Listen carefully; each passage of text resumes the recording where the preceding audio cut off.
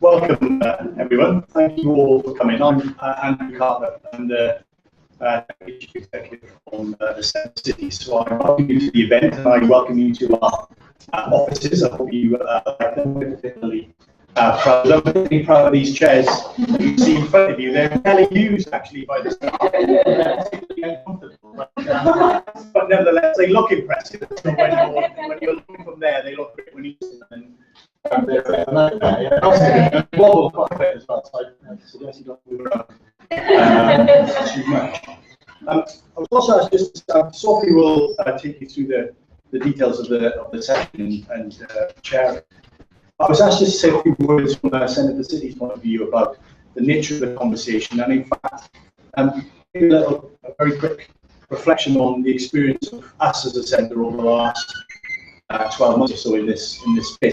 I mean, I think the first obvious point to say is, as we get towards the general election, I think politics and the policy context seems to me to be increasingly contested, and I think there's interesting and noisy. I think in the sense that it's contested. The ideas we see now are contestable. People are contesting different issues, and there's a lot more noise, lots more people, lots more voices. So I think there's interest in there. I think that presents a challenge in many respects, which is about how those of us that wish to improve policy in the process of policy making get our voices heard, and particularly get our voices heard in an effective way. And I think as importantly, if not more importantly, get our voices heard and our thoughts reflected in a transparent way, in a sense, the way that people can understand how we've engaged in the policy making process and we can defend it. So it's not things that happen behind closed doors in whispers, but actually that people can see why we've said what we've said and how others have responded. I think that's an important context. And from the Centre for Cities point of view, I think you may have not seen it if you're more familiar with the cities debate and the devolution debate. But over the last 12 months, I think there hasn't really gone a week really hasn't gone by with either one of the politicians, the leaders of the major parties, or indeed some other think tank, including ourselves, making some statement or releasing some report on cities and devolution. So on the one level, that's brilliant, since our agenda is to help improve the economic performance of cities. So the more people are talking about it, the more people are introducing their ideas. That's brilliant. I mean, that's ultimately what we want to achieve. But on the other hand, and more selfishly, and we kind of recognise that, more selfishly, that's a challenge for us to get our voice heard and to get our perspective heard, because there are other people making their statements as well. And I think really we've tried to go about this in three ways.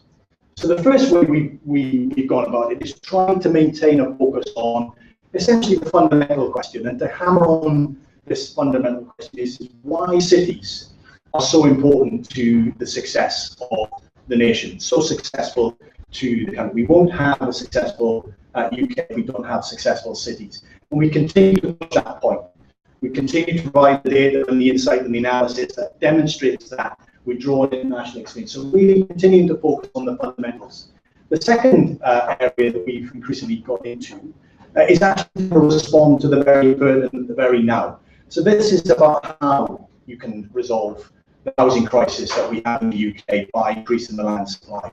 This is how you can make real devolution in England context that makes the most of what we saw in Scotland. So very much focusing on the here and the now on some of those questions, helping politicians and their officials think about how they would make this happen tomorrow and today rather than maybe in 5 years' time. And then the third way we've gone about it is actually trying to provide what I call and what others have called a big tent. In a sense, trying to provide an environment where lots of different interests, lots of different perspectives can come together to debate and discuss these issues. So a place where people can air their views and have them challenged, but with a view to trying to progress public policy and public debate around these sorts of issues. So that's really how we're trying to respond to a much more contested public space, a political space, and the fact that more players are on it. So it gives you a sense, I think, as to why we're particularly interested in these sorts of issues, these kind of conversations. Hopefully that gives you a bit of context of the Centre for Cities. But Sophie will take you through the remainder of the event. So, thanks, Andrew. So really, really happy that you guys are all able to join us, whether it's in person or by the Hangouts, to discuss the role of think tanks in the election next year, and specifically how think tanks can make the most of all the opportunities that are available to us in this environment. So, I mean, while the level of political debate doesn't always engender too much excitement, it's true that next year's election will be really unique in a number of respects. First and foremost, the political environment, as Andrew said, has never been more contested. It's almost certain we will have a minority verdict outcome in some shape or form. There's more players in the game, so it's kind of difficult then to prioritize where you're directing your attention and your resources.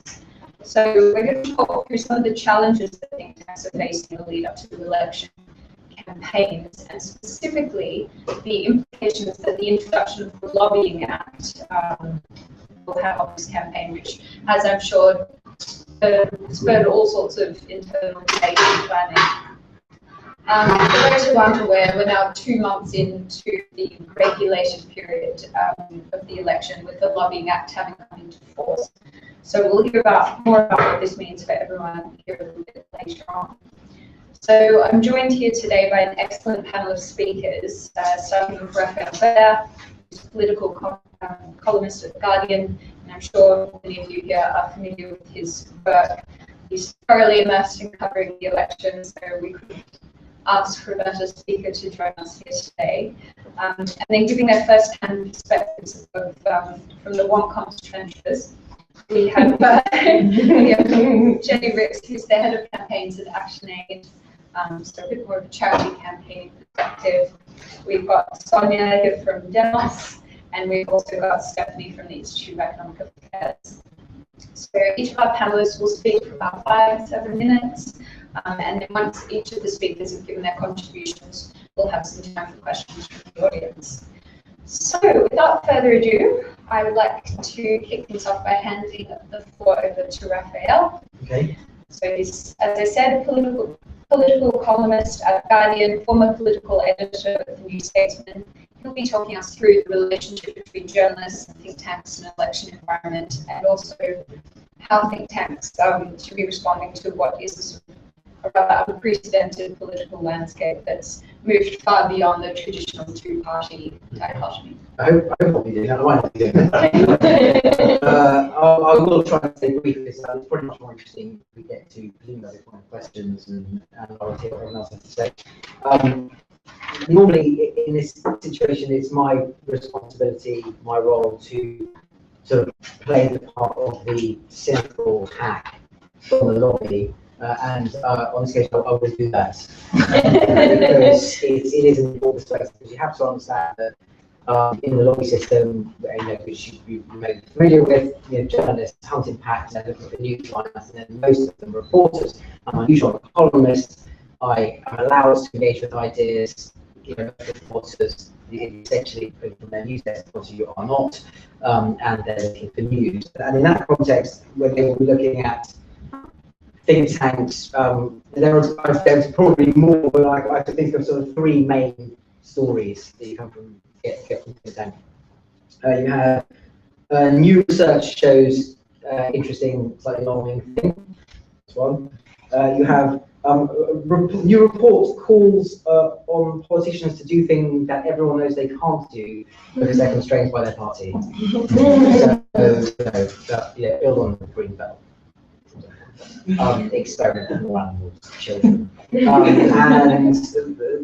ideally, that's a better story if it's pet think tank associated with party/politician calls on that party politicians to do things that everyone knows they can't do. So that's it. And then there's senior figure is far too candid at fringe events. And that's a great one. Everyone loves that one, but those are hard to predict. And the sort of salience of those increases as obviously as we come towards the election. And I don't mean to be sort of dispiriting about this. I just think it is important to understand that the currency of news is so fundamentally different from often the currency of where think tanks are, and there are journalists out there who engage with evidence and look for truth and want to develop ideas, but even they will be recognising first of all the salience of exclusivity. That if everyone's got it, it's not much use to anyone. We're speaking to their news desk, and sort of arresting alarming potential of things to excite news desks when they're pitching and saying this interesting thing's happened, this person said this thing. It needs to be just be aware of that in this context. And then the other thing, there's sort of good news and bad news as we come to the election. The bad news is that the value of evidence-based policy sort of declines in direct proportion to the proximity of the election campaign. And we are, this election campaign, I think, more than any other will demonstrate that. I wouldn't want to be too, it's worth taking a bit of perspective on this. Some America was 1992 election where you had arguments about whether the parents of the girl who's with the infected ear in the party that's been broadcast was actually a Labour voter and all that sort of stuff. You know, remember, that was going on even then. But this is just going to be amplified more and more. You know, if you can have 5 days worth of news cycle dominated by a tweet that may or may not have implied something about a group of people who may or may not have had a political view in a certain direction, you know, the report that actually shows what the contribution of migrants is to the economy in terms of what's paid in and what's paid out from the benefit system is not going to come through. And so we are, I said this was bad news, right? Yeah. Got the good news to come. So, you know, quite simply, you know, so we will have a fiscal debate that is going to happen, which will be predicated on assumptions that simply can't be substantiated, you know, with a rational dispassion of this outcome. I mean, it might be technically possible for the Chancellor to meet his fiscal targets in the first 3 years of the next Parliament without raising taxes, but I don't know very many economists who think it can be done, or certainly don't think it can be done without reconfiguring the British state in such a drastic way that should be about the only thing anyone ever asks of the Conservative Party is how do you intend to do this, but they don't, and exactly the same could be applied to Labour's fiscal position. I've mentioned the migration arguments, the benefit from. So when you are in the business, as think tanks are, I'd like to think, of evidence and research, it can be kind of demoralising. I think there's an opportunity there, however, and this isn't the good news, this is half the good news, within the subset of bad news about the election, to take on in the next 6 months essentially the fact-checking role, because that is something that is a service to journalists. I mean, the reality, you know, although there is lots of cynicism in journalism and there's lots of partisanship in journalism, there is still a very strong sense in the lobby that you don't want to be the victim of barefaced lies spared by parties, even if the institution of a particular newspaper has a certain bias for it. Most reporters actually greatly value a trusted fact-checking service, and so that is a demand for that. The other thing, as an aside to this, because we mentioned the sort of fragmentation of the political environment. I just want to say before I come on to the good news, another set of bad news. This UKIP thing is very interesting. We were just saying earlier, I kind of missed the days where you could talk about politics without talking about UKIP. It's very hard now because they are this entity that's around which there's the gravitational field of politics seems to be twisting. Now, the Guardian, generally and rightly received as having a sort of liberal left inclination, we have a problem, therefore, in terms of our engagement with UKIP, a conceptual problem, which is, do you treat this as and I'm sure this is the same for the think tank, do you treat it as a new entrant in the marketplace, who therefore is a potential customer you have to engage with, or do you treat this as a pathology in British politics that needs to be rebutted? And so there's a very different concept of what it is. So, are you giving a school at their party conference? Are you infringing all this sort of thing? Like I said, am I cultivating UKIP contact and being nice to them and having lunch with them in a way that I would with people in the other party? Or am I basically thinking, well, all the BNP voters went somewhere, didn't they? This is a toxic institution and I need to be thinking about my approach to it. So I don't really know what the answer to that is, but it's something that has to be thought about. I'm already spoken too long. So finally, the good news. The election is going to be a catastrophe.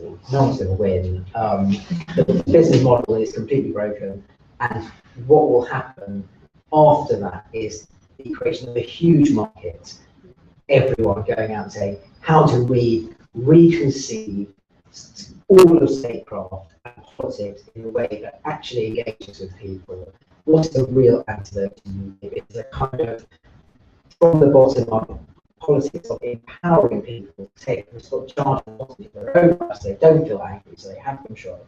The only credible way of doing that is the kind of detailed understanding of institutions, policy work that think tanks do, and then your market is going to grow exponentially. But that's after the election.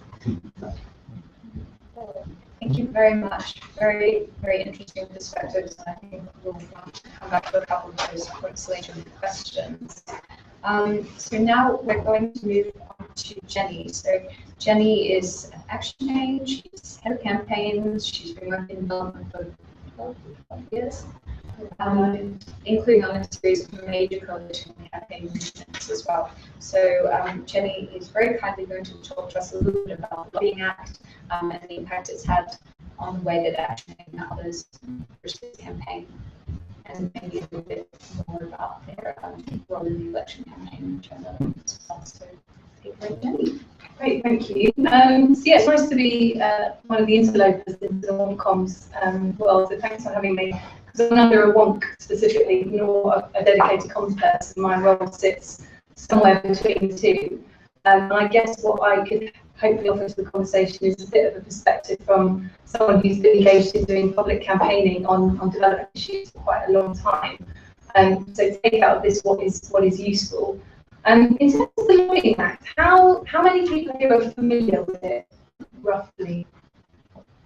Okay, that's pretty decent. There's just one or two people going absolutely no idea.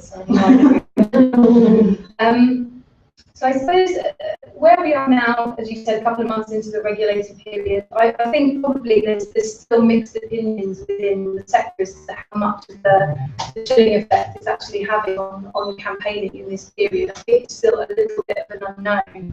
And I should hasten to add, anything I'm about to say does not constitute any form of legal advice. But if you rest on it in any way, shape or form, you are nuts. So that is a slight caveat. But I suppose the first decision for all of your think tanks and all the charities is to decide whether to register with the Electoral Commission or not. As Action Aid isn't, and as far as I'm aware, most organisations aren't doing so. I don't think there are many organisations of any description registering with the Electoral Commission so far. I mean, as a charity, we're regulated anyway by charity law. That's probably true for some of your think tanks, but maybe for some of you it isn't. I'm not sure what the exact mix of that is for the organisations here today.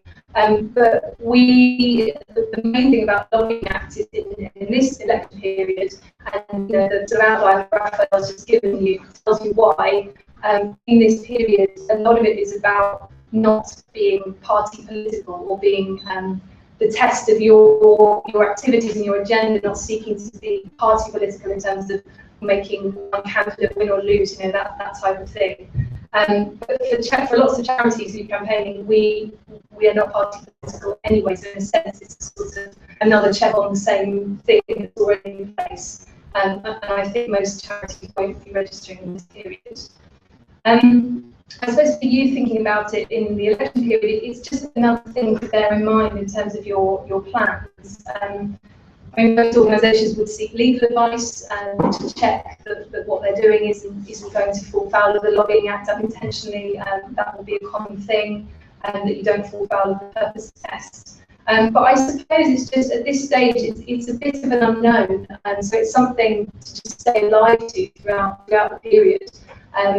Nobody really knows whether it's going to have a big impact or not on what organisations, charities, think tanks, others are doing in this period at the moment. So I would call it something to just make sure you've fully borne it in mind in planning whatever you're doing during the election period, and then keep watching brief on it throughout the election period. So that's that.